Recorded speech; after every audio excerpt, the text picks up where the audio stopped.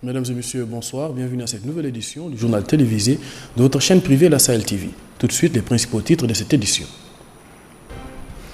Colloque international sous le thème Les infractions économiques et financières en droit mauritanien, organisé par la Cour suprême en collaboration avec l'Union européenne.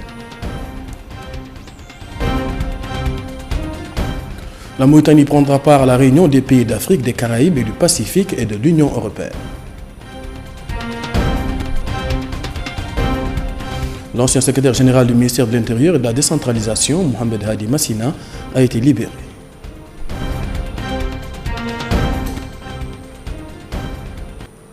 Mesdames et messieurs, bonsoir. La Cour suprême organise en collaboration avec l'Union européenne un colloque international sous le thème Les infractions économiques et financières en droit mauritanien. Ce colloque de 2 jours a pour objectif de passer en revue le niveau d'évolution de l'infraction financière et économique que connaît le monde aujourd'hui suite au développement technologique. Ali Abbas Cheikh El-Hadrami nous en dit plus. La Cour suprême a organisé aujourd'hui un colloque international sous le thème Les infractions économiques et financières en droit mauritanien avec l'appui du projet État de droit financé par l'Union européenne. Dans ce cadre de l'importance de l'administration de justice, c'est où nous inscrivons cette participation pour ce colloque international sur les infractions économiques et financières, qualifications juridiques et applications judiciaires. Il est évident que de plus en plus, les défis de chacun des pays, aussi bien les défis juridiques que les défis politiques, que les défis de sécurité, ne sont plus purement nationaux. Et c'est pour cela qu'une collaboration internationale est tout à fait nécessaire.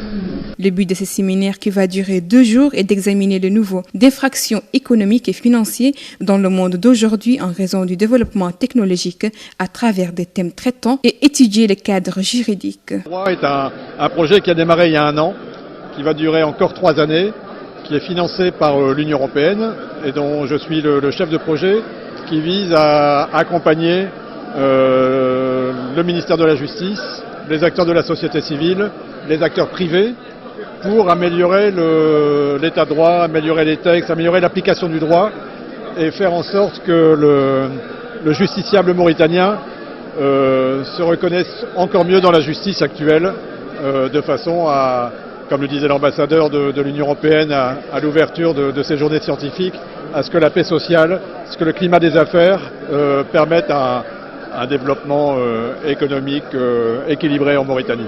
Ce séminaire contribue à renforcer le rôle des organes judiciaires pour faire face aux infractions économiques et financières. Il sera également un lieu d'échange des points de vue et des idées entre les juges sur diverses questions liées aux infractions économiques et financières. La Mauritanie prendra part à la réunion des pays d'Afrique, des Caraïbes et du Pacifique et de l'Union européenne qui doit se tenir dans la capitale sénégalaise les 28 et 29 avril courant. M. Mohamed Ould-Kambou, ministre délégué auprès du ministre de l'économie et des finances chargé du budget, a quitté Nouakchott ce matin pour Dakar afin de prendre part à cette réunion. À cet effet, près de 700 personnalités prendront part à ces rencontres. Il rassemble 28 États membres de l'Union européenne et 78 États d'Afrique, des Caraïbes et du Pacifique dans un cadre juridiquement contraignant qui trace les contours des échanges commerciaux, du dialogue politique et de la coopération au développement entre les 2 groupes de pays. Le commissaire à la sécurité alimentaire, M. Mohamed Ahmed Salem ou Mohamed Rar, a reçu en audience mercredi matin dans son bureau à Nouakchott l'envoyé spécial italien, chargé du Sahel, M. Arturo Luzzi. L'entrevue a porté sur les relations de coopération entre la Mauritanie et l'Italie dans le domaine de la sécurité alimentaire et les moyens de les renforcer davantage. L'ancien secrétaire général du ministère de l'Intérieur et de la décentralisation, Mohamed Hadi Massina, a été libéré. Après plusieurs mois de détention, arrêté et incarcéré pour rappel le 12 février dernier, suite à la condamnation de l'imprimerie britannique Smith & Ousmane par le tribunal londonien pour avoir obtenu en 2009 le marché de l'impression de bulletins de vote. Apparemment, Massina ne fait l'objet d'aucune inculpation judiciaire. On parle de clôture du dossier. L'actualité hors de chez nous amène d'abord en Gambie où après la mise à l'écart le 3 mars dernier de 2 partis politiques qui selon la commission électorale indépendante ne remplissaient pas les conditions fixées par la loi électorale, la CI a rendu publique mardi la liste des partis politiques autorisés à se présenter à la prochaine élection présidentielle. Au total, ce sont 7 formations dont l'APRC du président Yahya Jammeh et l'UDP du principal opposant Ousseynou Darbo. qui ont été déclarés comme légalement enregistrés. La PRC a déjà investi en février le président Yahya Jammeh comme son candidat à la présidentielle prévue en décembre prochain. Au Cap-Vert, l'auteur de la tuerie est toujours recherché par les autorités du pays qui ont évoqué des motivations personnelles.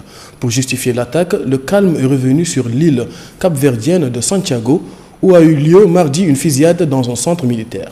Les forces de l'ordre ont été déployées sur le site de l'attaque qui a coûté la vie à 11 personnes, dont 8 militaires et 2 ressortissants espagnols. Les autorités capverdiennes ont toutefois écarté la thèse d'une attaque terroriste ou d'un quelconque lien avec le trafic de drogue. Des motivations personnelles seraient la cause de ces événements après la tuerie. Les soupçons sont toujours tournés vers un soldat qui manque encore à l'appel. Et jusqu'à présent, les autorités n'ont aucune nouvelle de lui, mais les forces de l'ordre sont à pied d'œuvre pour tenter de le retrouver. Voilà ce qui met fin à cette édition que j'ai eu le plaisir de vous présenter. Retour sur les principaux titres de ce journal.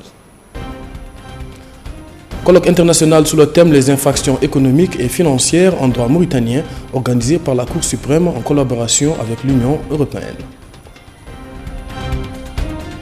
La Mauritanie prendra part à la réunion des pays d'Afrique, des Caraïbes et du Pacifique et de l'Union européenne.